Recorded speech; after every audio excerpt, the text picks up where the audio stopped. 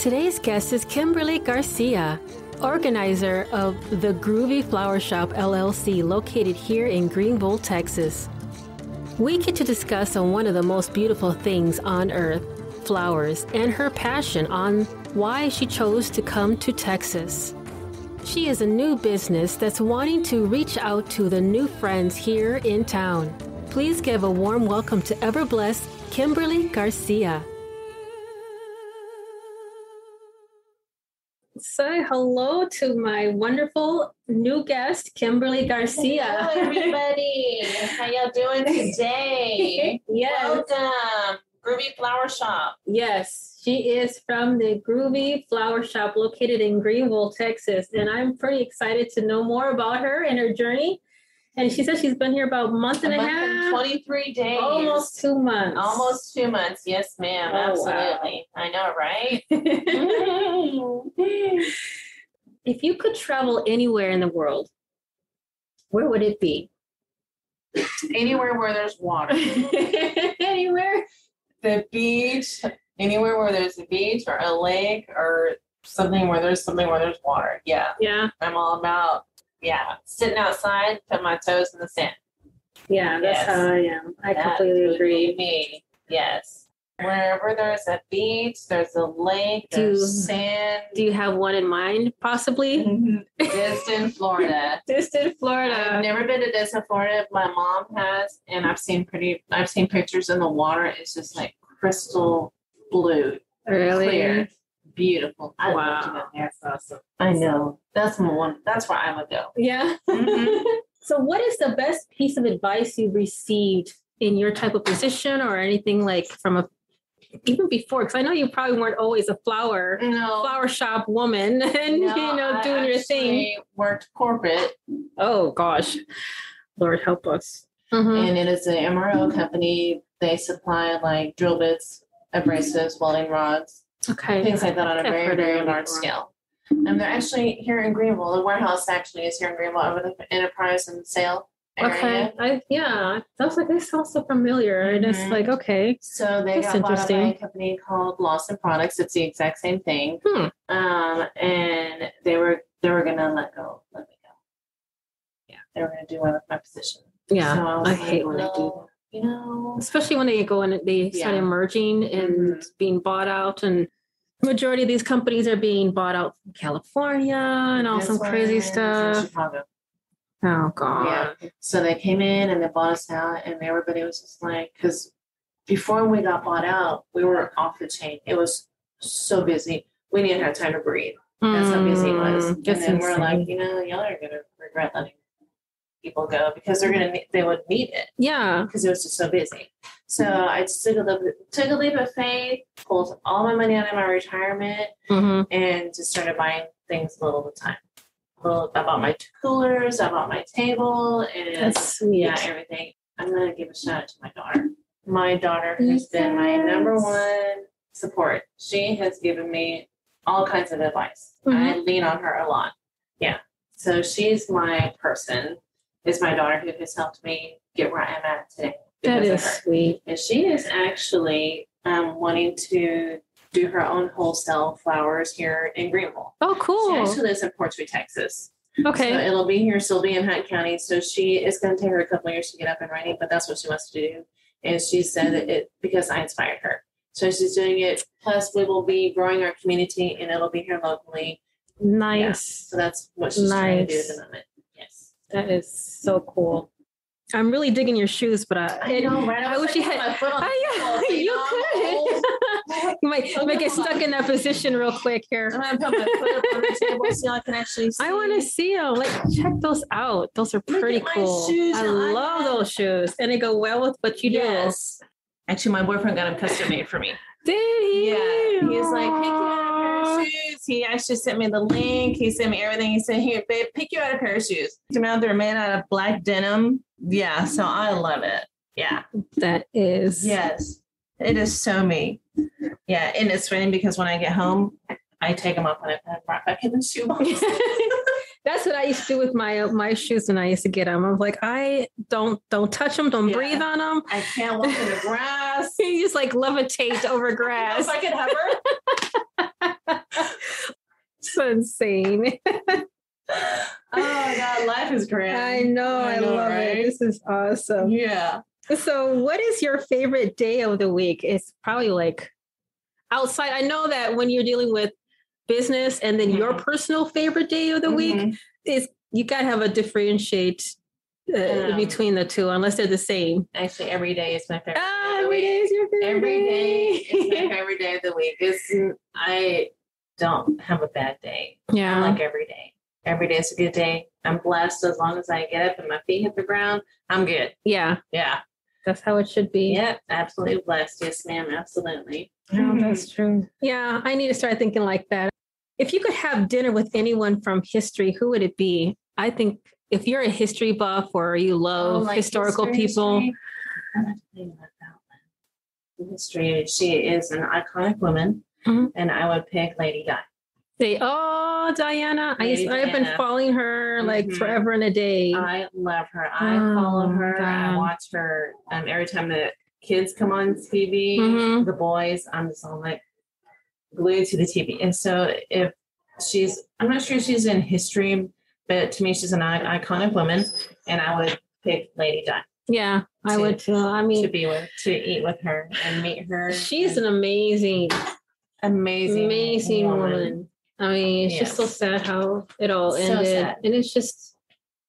Yeah, that it had to end that way. And then the kids have to go through... I know. Yeah. Okay. No emotion. All right, let's try these virtual tears. Yeah, that's who I would pick. Okay. Cool. Yeah. What is the biggest challenge facing you right now? Like... maybe within, your 6 months or 2 years. I know some people don't think in their crystal ball. We can't think that far out, but what are your goals? I mean, what do you think is considered a challenging thing right now? Especially we're like post-pandemic or actually kind of like in between pandemic. Trying to think of something else, but my biggest challenge now is that I'm sitting there at the end of the week, or for example, I'm sitting there on Monday and I'm like, I got all these roses and flowers and stuff in here. And, when I do my lives on Facebook and stuff like that. And then I'm like, and then people just start coming and calling and meeting arrangements. And then Thursday, Friday comes and I'm like, and I don't think I'm going to sell all my flowers. But then I eventually, by the Thursday and Friday get here, I'm going to put another order in. Oh, wow. So I don't know if that would be considered a challenge, but that is one of my hurdles at the moment is getting in my comfort zone and getting a feel for more of everything about when I should be doing my ordering, because like on Monday when I come in and have all these flowers and I think, doing my live and say, come on and see me, so on and so forth. And, and then perfect example, last week, I ran out of everything. I actually had to drive to Dallas to pick up my order. Oh, see, and if I was still doing, flower delivering, I'd probably be like, I'll be right there, with my Speed McQueen here. Yeah. So I don't know if that answers your question. Well, yeah, I think that's a big challenge because that is at the moment. Yes, you're pretty much like in my county mind.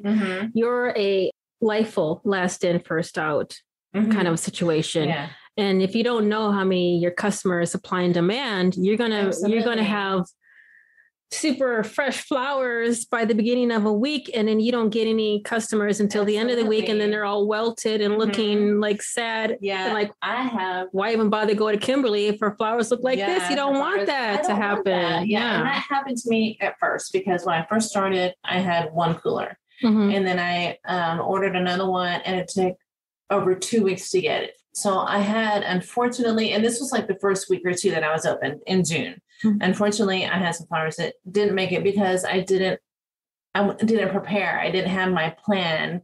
I ordered all these flowers thinking that I could put them in my cooler, but I had to take in consideration the height of the bucket, height of the flowers, they're long or short flowers, so I had to take that into consideration. That's hard, yeah. So that was challenging for me at the beginning. And now my biggest challenge is just like you said, nobody's going to buy these flowers from me. Yeah, like Kimberly.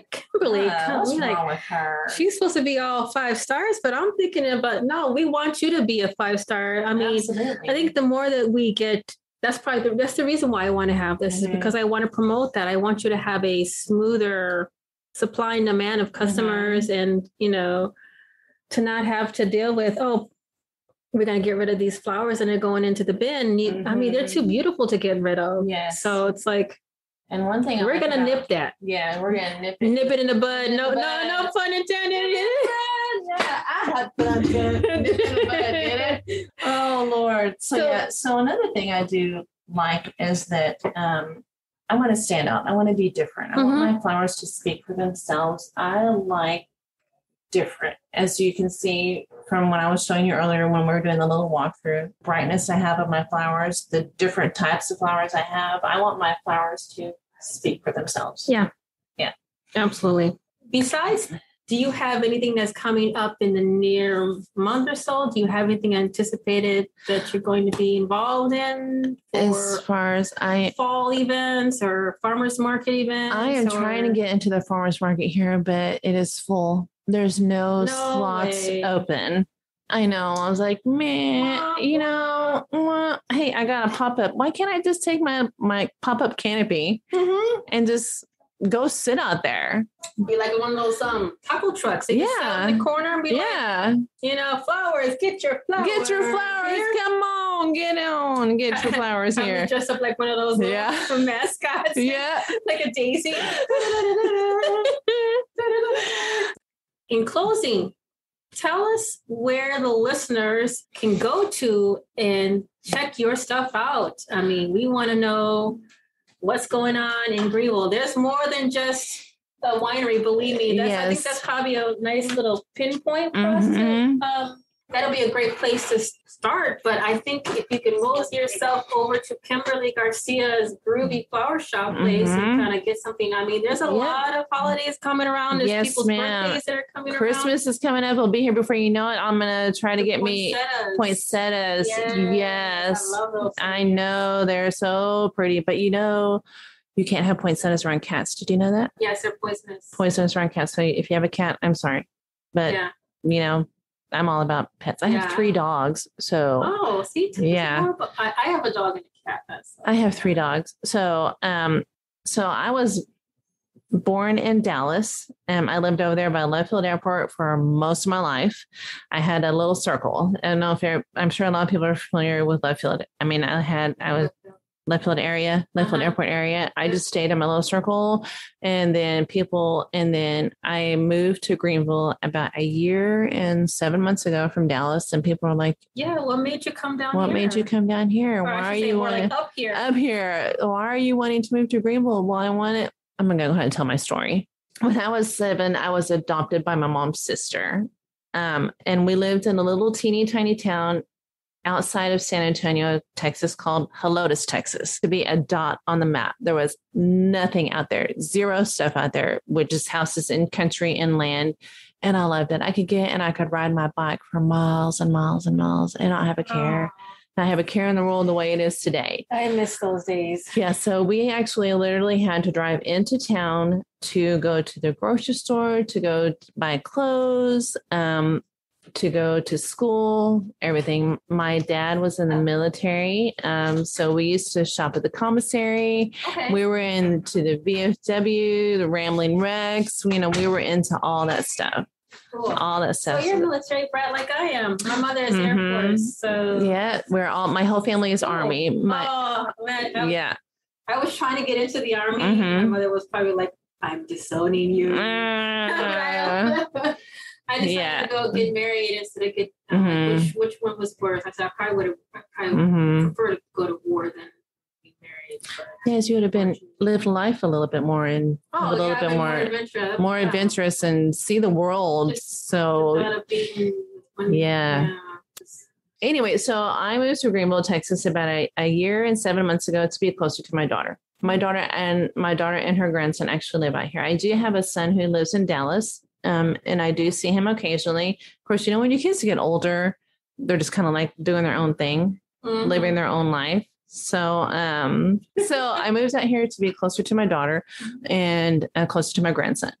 The company that I worked for actually had the warehouse, which is still here, wanted a customer service manager here in Greenville, Texas, just because.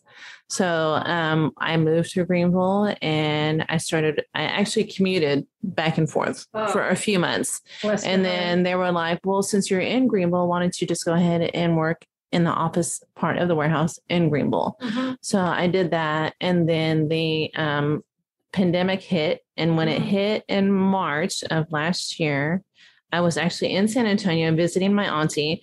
And I got this long text message from my supervisor saying, don't come into the office for 45 days because of COVID. They shut the office down. And it's a 2-tower building. It has a north tower and a south tower. One had like 6 stories and one had like 7 stories. Okay. So they shut us down. That's when I was working in the Greenville office and everybody else was working remotely. I was the only one that wasn't working at home. Then they got bought out and they moved to me working remotely. And I was like, I can't do this anymore. I can't sit here and stare at 4 walls anymore and listen to 3 dogs bark all day long. I said, I need to be around people. I am a people person. I have got to be around people and socialize and crack up and laugh and be my usual goofy self. So that's a little bit of my story. So I actually moved back to Dallas when I was 14 and came back to live with my mom, my biological mom.